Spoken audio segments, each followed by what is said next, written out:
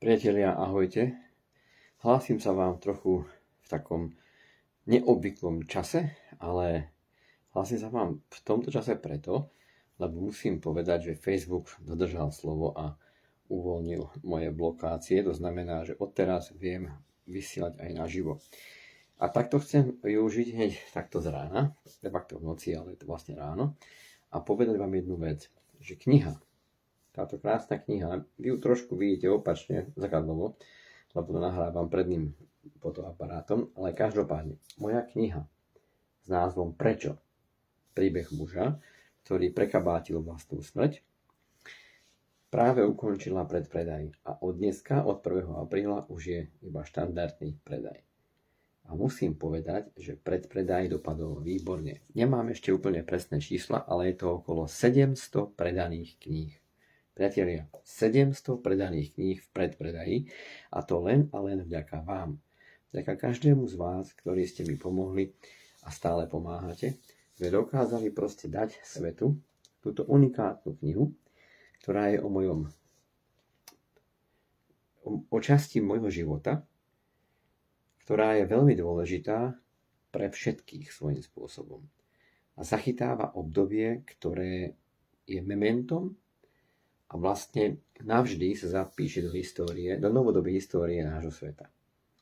Moju knihu podporili pani advokátka, doktorka Pirošíková, ktorá tomu dáva taký určitý právny kredit a hlavne tam vnáša do knihy informácie, ktoré budú pre vás veľmi zaujímavé.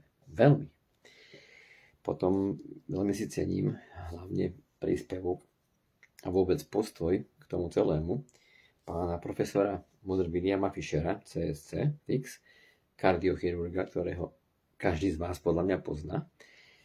A som veľmi vďačný, že do mojej knihy vniesol pravdu v takom pravom význame, ako si to on, odborník, môže dovoliť. No a potom pochopiteľne chcem sa poďakovať Viktorovi Barošovi, šéfredaktorovi nadačného fondu Siedomy národa, s ktorými vlastne môj príbeh cez videá zdieľam od samého začiatku.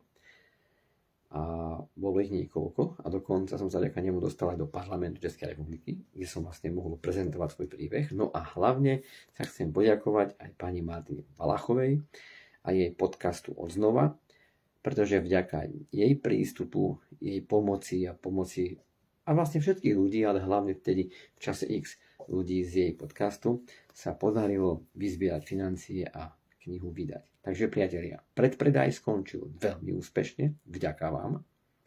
Ako som povedal, nemám presné čísla, je to okolo 700 kníh, čo je podľa mňa akože veľmi slušné.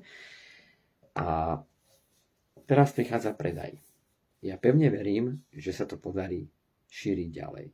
Pretože tá kniha, ja si dovolím pár takýchto ukázať. Je to 191 strán textu, hustého textu, ktorý nie je nejaká omáčka.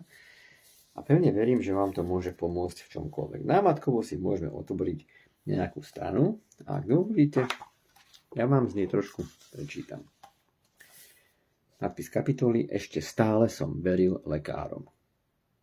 Bolo skoré ráno. Neviem koľko hodín, ale slnko len začínalo oblizovať tvár slonu na okne a pomaly zaplavovať izbu.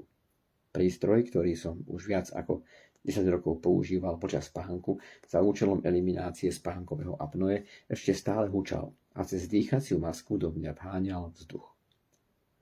Bola to v celku otrava každú noc spávať pripojený k prístroju a mať na tvári dýchaciu masku. Na výber som však nemal. Bola to jediná možnosť, ako prežiť a ako tak sa relatívne dobre vyspať, pretože som už viac ako 10 rokov mal problém s dýchaním počas spánku. Nezabudnem na to, čo sa dialo, keď som to u mňa vyskytlo poprvýkrát. To spomienka, ktorá ma desí ešte aj dnes. A práve táto spomienka bola jednou z hnacích síl, ktoré ma do očkovania proti covidu dotlačili a ešte stále ma utvrdzovali, že je to v mojom prípade jediné možné riešenie. S odstupom času sa až hanbím za to, že som si skôr neuvedomil, čo všetko bolo inak. že ma oklamali a podviedli. Ale pravdou je, že v tom čase, aj napriek kolapsu po prvej dávke, som ešte stále nebol schopný pochopiť, že všetko to zlo, ktoré sa mi začalo diať od očkovania, bolo spôsobené práve týmto očkovaním. Nož, priatelia, z okolností som našiel práve tú časť v knihe, ktorá poukazuje na jeden moment, na silu manipulácie, ktoré sme boli všetci vystavení. Takže ja pevne verím, že keď si knihu prečíta kdokoľvek, či už to je človek veriaci, neveriaci, očkovaný, neočkovaný, naladený tak alebo onak, tak sa v nej nájde, alebo nájde v nej niečo, čo mu môže pomôcť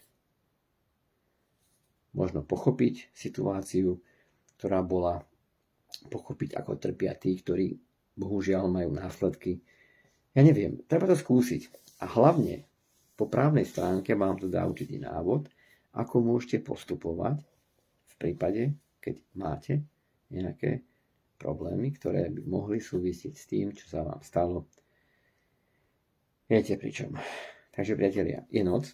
Trošku vyzerám teraz prebudený, čo je logické, lebo bolo mi veľmi zle. Mal som záchvat a musel som cvičiť. No a keď cvičím svoje ručidlo, tak vyzerám takto. Ono je veľmi účinné, prebudza, dáva energiu. No a teraz sa priam teším, že pôjdem spať, kým ma ešte ako tak nebolí hlava. Takže priatelia, ešte raz ďakujem všetkým z vás a teším sa na naše online stretnutia, kde vás budem učiť Irujido. Učenie alebo cvičenie, techniky dýchania, ktoré vám doslova zmenia život a pomôžu vám nájsť spôsob, ako získať plnú kontrolu nad vašim telom a myslou. A byť zdravý. To je dôležité. Takže priatelia, ďakujem pekne a prajem vám dobrú noc.